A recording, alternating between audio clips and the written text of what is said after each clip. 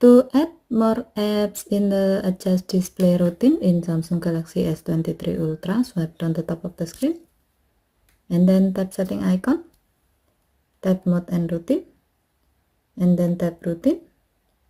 While you are in the routine screen, tap adjust display routine, tap app open, and then select the desired app you like to add to this routine. As the example, we will select Photos app, and then tap done button to save the change. By doing this, now when you are opening one of the selected apps, adjust display routine will be enabled and your phone will automatically apply your current setting of the color correction feature to adjust display color for viewing pictures.